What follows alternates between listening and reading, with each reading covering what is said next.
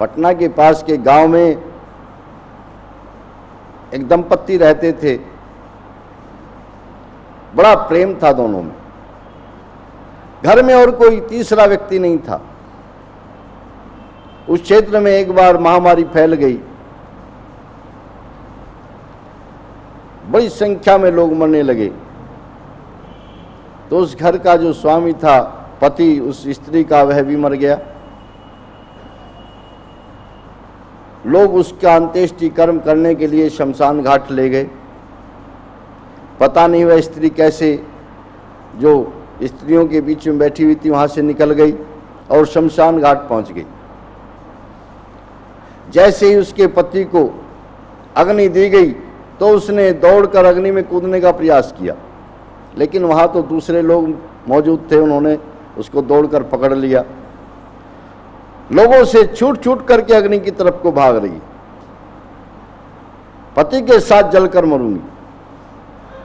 तभी कुछ महिलाएं भी पीछे से आ गई और एक वृद्ध महिला ने पास में जाकर हल्का सा चपत लगाया मुख पर। पगली कहीं की, अपना नहीं अपने बच्चे का तो ख्याल कर।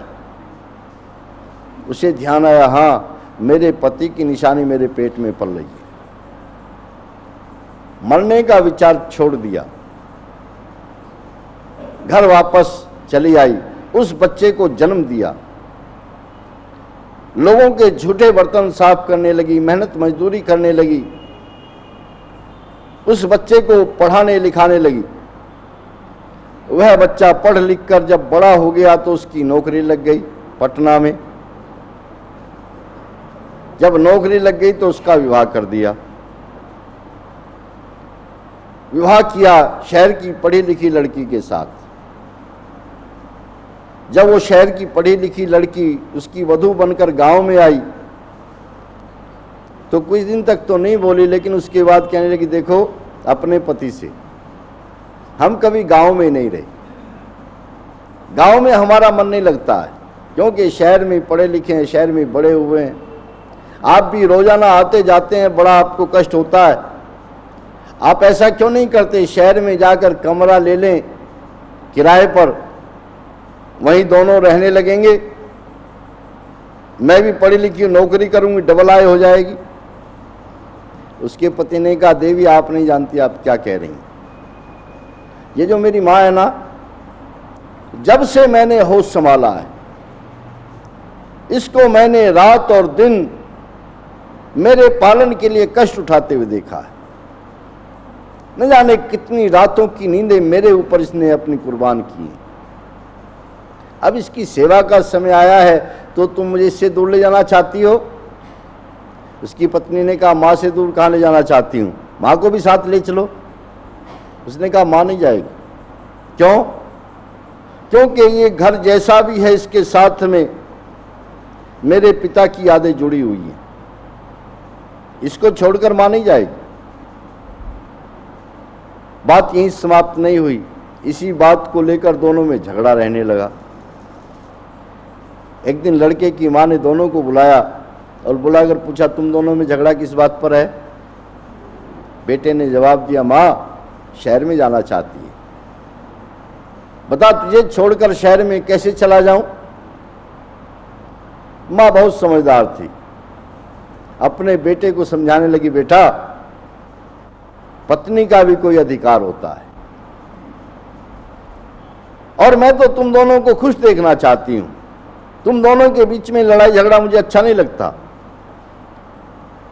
यदि मेरी बेटी शहर में रहना चाहती है तो इसे शहर में ले जा। यदि तुम्हारे पास में खर्च से कुछ बच जाए तो भेज दिया करना, नहीं तो मेरा जैसे पहले काम चल रहा था ऐसे ही चल जाएगा। माँ के बहुत कहने पर पत्नी को लेकर पटना में आ गया। एक कमरा किराए पर लेकर दोनों रहने लगे। उनके यहाँ भी कुछ दिन के बाद एक बच्चे का जन्म हो गया। जब वह बच्चा 5 वर्ष का हुआ तो एक मेला लगा, उस मेले को देखने के लिए चले गए। बच्चे का हाथ पकड़े हुए दोनों मेले में घूम रहे थे। सहसा अफवाह फैल गई और उस अफवाह के कारण भगदड़ मच गई। लोग एक दूसरे को धक्का दे करके भागने लगे। उस भगदड़ में उस बच्चे का हाथ उनके हाथ से छूट गया और बच्चा भीड़ में गुम हो गया। अब तो उसकी मां का बुरा हाल, टक्करें मारती फिर रही है यहां से वहां, कहां गया मेरा लाल, कहां गया मेरा बेटा। सारे मेले को खोज लिया लेकिन बच्चा नहीं मिला। पुलिस में रिपोर्ट लिखाकर दोनों घर आ गए। अब तो खाना पीना बंद, रात और दिन रोए चले जा रही है। कहां होगा मेरा बेटा, किस हाल में होगा, जिंदा भी है कि नहीं। आंखें सूज गई रोते रोते। चौथे दिन एक पुलिस का सिपाही आया और उसने आकर के देखा, कहा देखो थाने में एक बच्चा बैठा है, जैसा तुमने हुलिया बताया था ठीक वैसा ही है, तुम चलकर पहचान लो, कहीं तुम्हारा ही तो बेटा नहीं है। जब बच्चे का नाम सुना तो खड़ी हुई, पति को साथ लिया, थाने में पहुंची। सामने निगाह पड़ी, उसी का बेटा बैठा था। दौड़कर अपने बेटे को सीने से लगा लिया। बच्चा भी मां के सीने से चिपक गया। 4 दिन से अलग था ना। मां ने आंसुओं से बेटे का मुख धो दिया। तब उसके पति की आवाज उसके कान में पड़ी। उसके पति ने कहा, आप यहीं ठहरो, मैं आपके लिए रक्षा लेकर आता हूं। जब रक्षा का शब्द उसके कान में पड़ा तो वह संभली और संभल कर कहने लगी, रक्षा लेने जा रहे हैं आप, कहाँ के लिए। उसके पति ने कहा, कमरे के लिए लेकर आऊंगा, और कहाँ के लिए। पत्नी कहने लगी कि रक्षा तो लेकर आओ पर कमरे के लिए नहीं, बस अड्डे के लिए लेकर के आओ। पति चौंक गया, बस अड्डे के लिए इस हाल में, कहाँ जाना चाहती हो देवी। कहने लगी, इसी समय गांव को जाना चाहती हूं। पति ने पूछा, गांव को जाना चाहती हो, बात समझ में नहीं आई देवी। उस समय एक मां बोल रही है। उसकी पत्नी ने कहा, आज मुझे पता लगा है मां क्या होती है।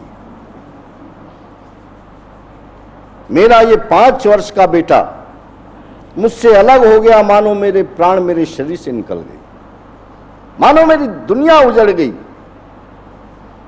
आज एक दूसरी मां मेरे सामने खड़ी है और मुझसे प्रश्न कर रही है, अरे तेरा तो 5 साल का बेटा था, जो तुझसे अलग हुआ तो तेरी दुनिया उजड़ गई, तेरे प्राण तेरे शरीर से निकल गए, और मेरे तो 25 साल के पले पलाए बेटे को मुझसे दूर लेकर गई है। कभी मुझसे भी आकर पूछा मेरा क्या हाल है। कहती है, आज उस मां को उसका बेटा लौटाने जा रही।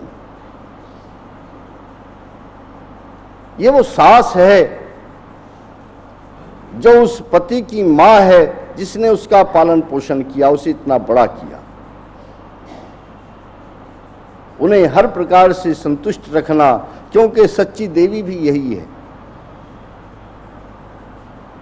सच्चा देव सास ससुर और हमारे घरों में जो विद्वान लोग आते हैं, बड़े बूढ़े लोग हैं, सब हमारे देव कोटि की।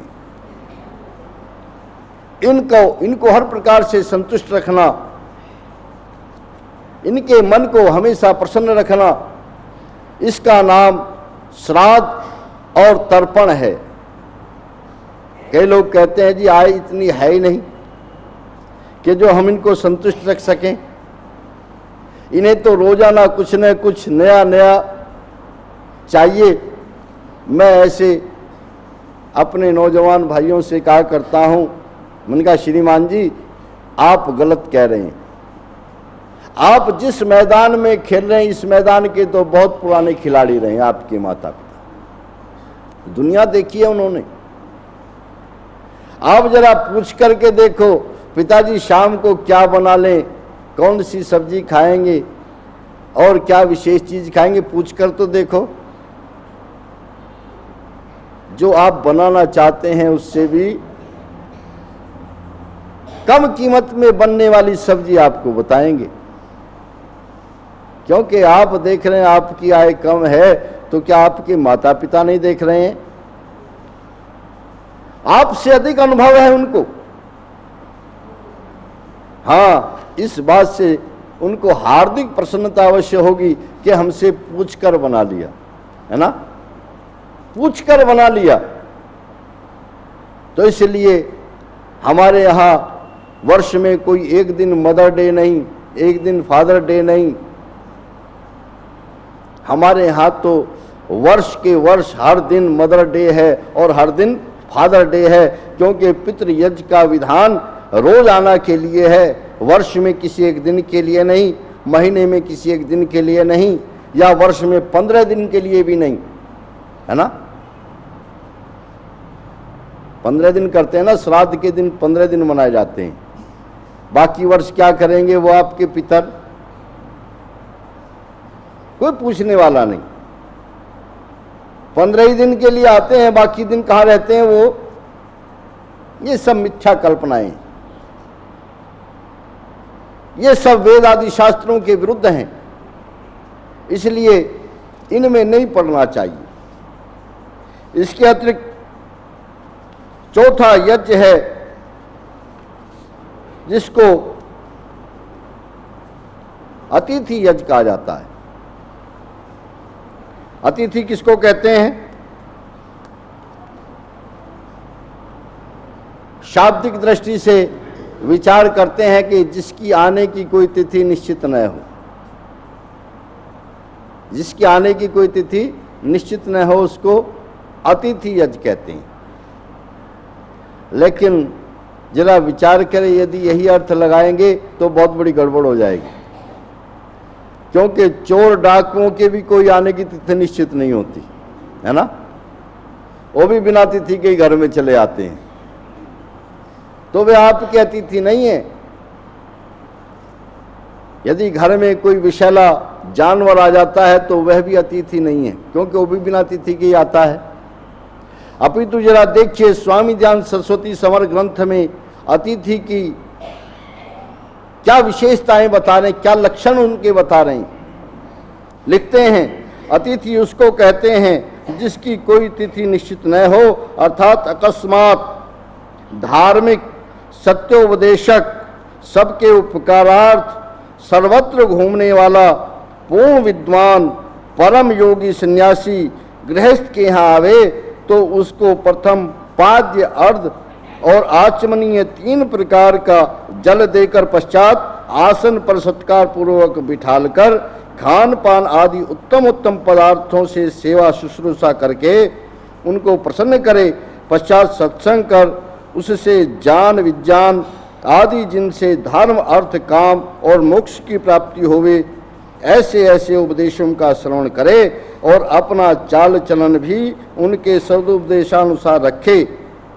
इसको कहते हैं अतिथि यज्ञ। जो धार्मिक है, विद्वान है, सदाचारी है, परोपकारी है, ऐसा व्यक्ति आपके घरों में अकस्मात आ जाए तो केवल मात्र उसको भोजन आदि कराने की बात नहीं, केवल मात्र भोजन आदि तो कराओ ही,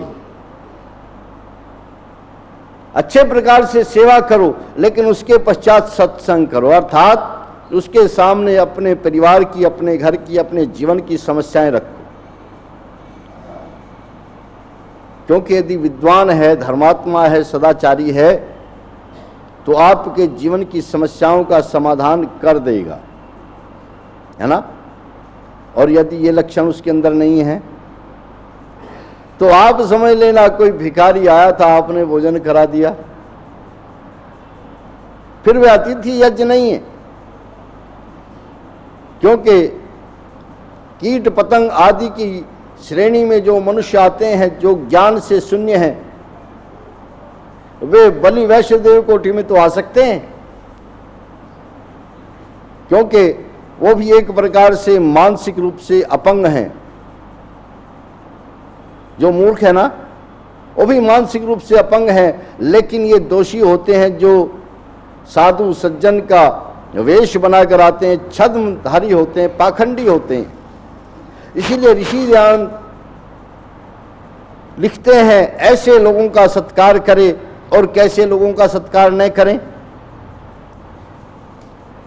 किंतु वेद निंदक, वेद विरुद्ध आचरण करने हारा, जो वेद विरुद्ध कर्म का करता, मिथ्या भाषण आदि युक्त, जैसे विड़ाला छिप और स्थिर रहकर ताकता, झट से मूसे आदि प्राणियों को मार अपना पेट भरता है, वैसे जनों का नाम वैडाल वृत्तिक अर्थात हठी, दुराग्रही, अभिमानी, आप जाने नहीं, औरों का कहा माने नहीं, कुतर्की, व्यर्थ बकने वाले, जैसे कि आजकल के बहुत सारे लोग फिरते हैं और वे कह रहे हैं कि हम ब्रह्म हैं, जगत मिथ्या है, वेदादि शास्त्र और ईश्वर भी कल्पित है इत्यादि गपोड़ा हाँकने वाले, जैसे बक एक पैर उठा ध्यानावस्थित के समान होकर झट मछली के प्राण हर के अपना स्वार्थ सिद्ध करता है, वैसे आजकल के वैरागी और खाकी आदि हठी दुराग्रही वेद विरोधी हैं। ऐसों का सत्कार वाणी मात्र से भी न करना चाहिए, क्योंकि इनका सत्कार करने से ये वृद्धि को पाकर संसार को अधर्म युक्त करते हैं। आप तो अवनति के काम करते ही हैं, परंतु साथ में सेवक को भी अविद्या रूपी महासागर में डुबो देते हैं। ऐसे लोग जो छद्म वेशधारी हैं, जो कहते हैं कि जो वेद में बातें लिखी हैं वो सब व्यर्थ हैं, वेद ही नहीं है, ऋषि मुनियों ने जो कहा वह व्यर्थ है, क्योंकि ऋषि मुनि हमसे बढ़कर नहीं। कई लोग कहते हैं कि कई उपदेशक उपदेश करते हैं, वेद में ये कहा है, वेदांत में ये कहा है, दर्शनों में ये कहा है। हम उनसे पूछते हैं आपने क्या कहा है, सो हम तो अपनी बात कहते हैं। मैंने कहा आप कौन हैं, आप क्या हैं? आप अपनी बात कह ही नहीं सकते, क्योंकि जो भी बात आप कहेंगे वह किसी न किसी की कही हुई होगी, है ना। आप तो व्यर्थ में चुराकर अपना नाम उसके साथ में लगा देते हैं। कई लोग जो ऋषि ध्यान से प्रेरणा प्राप्त पा करके ऋषि दयानंद की अनूठी विधा को प्राप्त करके यश प्राप्त कर रहे हैं, तो वही स्वामी दयानंद के नाम को लेते हुए हिचकते हैं। क्यों? क्योंकि ऋषि दयानंद ने कभी किसी की चापलूसी नहीं की, हमेशा सत्य सत्य ही बोला, और उन्होंने हमेशा वही बात कही जो दूसरों के लिए हितकर है।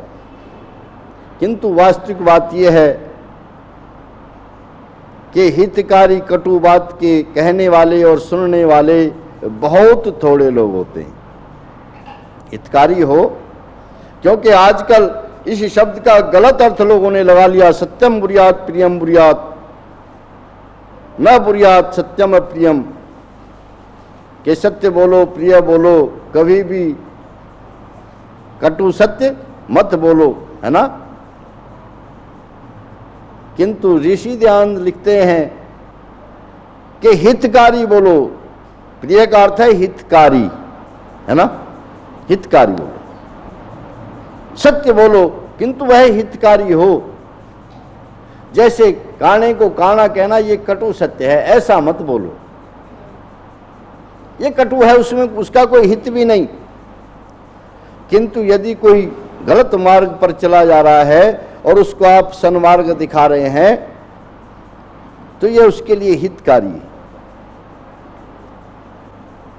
जैसे एक व्यक्ति भोजन कर रहा है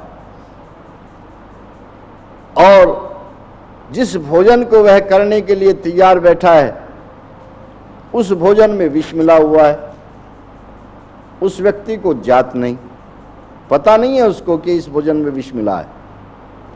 दूसरा व्यक्ति जानता है, जिसने देख लिया विष मिलाते हुए विष मिलाने वाले को, वह आकर के कहता है श्रीमान जी, आप जिस भोजन को कर रहे हैं वह भोजन विषयुक्त है, इसलिए आप इस भोजन को करेंगे तो बड़ी भारी गड़बड़ हो जाएगी, आप इस भोजन को न करें तो बहुत अच्छा है। और वह भोजन करने वाला के बकवास मत करो। किसी के दामन में पल्लू में आग लगी हो और कोई कहे भाई साहब आपका पल्लू जल रहा है और आप कहे बकवास मत करो, खंडन मंडन सुनना नहीं चाहते हैं। बताने वाले का क्या बिगाड़ोगे यदि आप आग से रक्षा नहीं करोगे तो? ऋषि यही तो कह रहे हैं।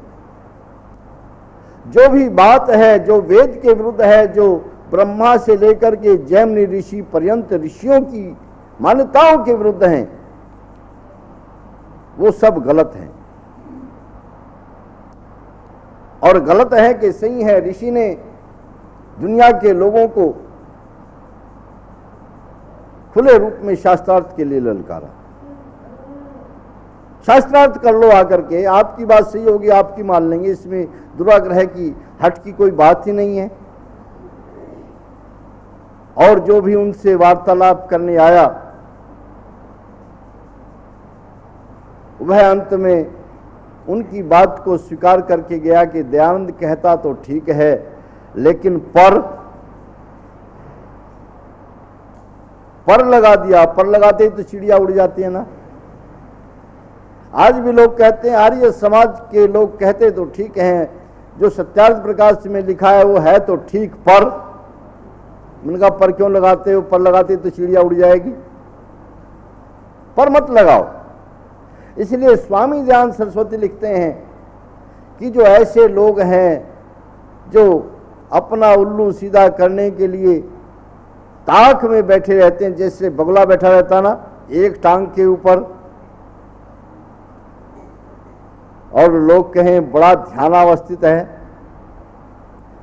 ध्यान हो तो बगले के जैसा हो, कितना कमाल का ध्यान है ना, बड़ा भोला है, कहते ना बगुला भगत। कैसा सुंदर है ये बगला और कैसा सज्जन है, एक ही अवस्था में खड़ा है, लेकिन जैसे ही मछली समीप आई तब उसका रूप देखो एकदम झपट पड़ता है और रखा और साफ। ऐसे लोगों का कहा कि वाणी मात्र से भी सम्मान नहीं करना चाहिए। क्यों? जब सम्मान होगा तो दूसरे लोग भी सम्मान पाने के लिए इस प्रकार से काम करना शुरू कर देंगे। आजकल दौड़ लगी है एक से एक बड़े महाराज बनने में। तूने छोटी दुकान खोली है, तुझसे बड़ी दुकान खोल करके बैठूंगा, है ना। महाराज बनने का मतलब क्या है? धर्म के नाम पर दुकान खोलकर बैठ जाना। उनका लोगों के हित से कोई संबंध नहीं,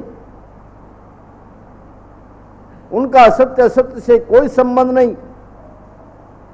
बस यह है कि उसने इतने अपने गुरु मंत्र देकर शिष्य बनाए हैं तो उससे ज्यादा मैंने बना लिए हैं, और तीसरा है कि तुझसे ज्यादा मैं बनाऊंगा। भेड़ बकरियों की तरह लोगों को इकट्ठा करने का प्रयास कर रहे हैं, सन्मार्ग नहीं दिखा रहे हैं। राष्ट्र की किसी को चिंता नहीं, परिवारों की किसी को चिंता नहीं। वेद की वाणी का क्या होगा किसी को पता नहीं, ऋषियों मुनियों का मंतव्य कैसे पूरा होगा किसी को कोई